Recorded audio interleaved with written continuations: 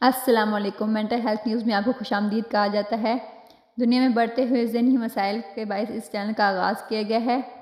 اس channel میں آپ کو سادہ اور آسان الفاظ میں ذہنی صحت، اس کے مسائل اور ان کے حل کے بارے میں معلومات فراہم کی جائے گی۔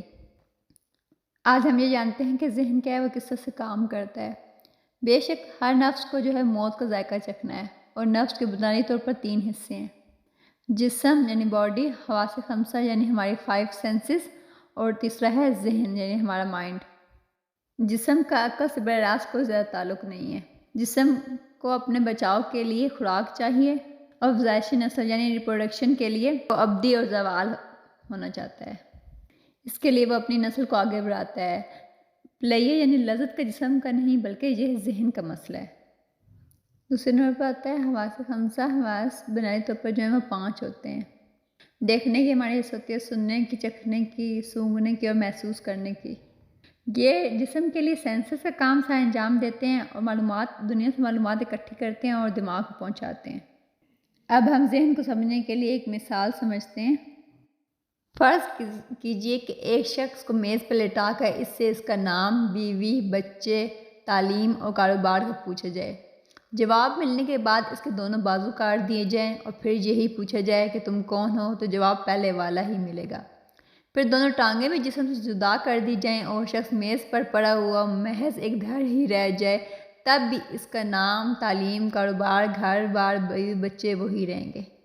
اس کا صاف مطلب ہے کہ وجود شخصیت کا ایک حصہ ضرور ہے، لیکن مکمل شخصیت ہرگز نہیں ہے، کیونکہ جسم نہیں جانتا کہ وہ زندہ ہے یا مردہ ہے۔ اسے کوئی خبر نہیں ہے کہ تکلیف کیا شے ہے۔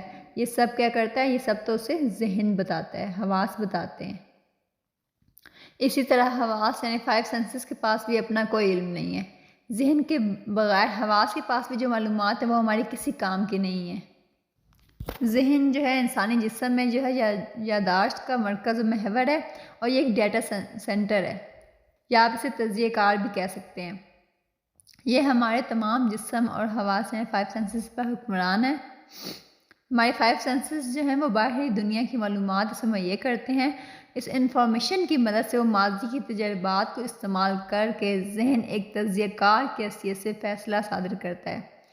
جسم اور حواس جسے ماننے کے پابند ہوتے ہیں۔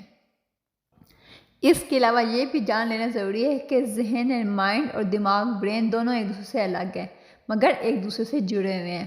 جیسے جسم وہ مادی ہے اور روح غیر مادی ہے، اسی طرح سے دماغ وہ مادی ہے اور ذہن وہ غیر مادی ہے، یعنی کہ وہ ہمیں نظر نہیں آتا۔ ہمارا دماغ اعصابی نظام اور بہت سے دوسرے خلیات سے مل کر بنا ہے، جن کو دیکھا جا سکتا ہے، چھوا جا سکتا ہے، مگر جبکہ ذہن وہ غیر مادی ہے، اور بلکہ یہ سوچ کا نام ہے۔ ذہن دماغ کے ذریعے تمام انسانی جسم سے جڑا ہوا ہے۔ اس لیے اپنی ذہنی صحت کا خیال رکھتے ہوئے اپنے خیالات پر کڑی نظر رکھیں، کیونکہ آپ کے خیالات آپ کے الفاظ بن جاتے ہیں، پھر یہی الفاظ آپ کے اعمال بن جاتے ہیں، اور آپ کے اعمال آپ کی عادت بن جاتی ہیں، اور پھر یہی عادت آپ کا کردار بن جاتی ہے، اور وہی کردار آپ کو آپ کے آخری انجام تک پہنچاتا ہے۔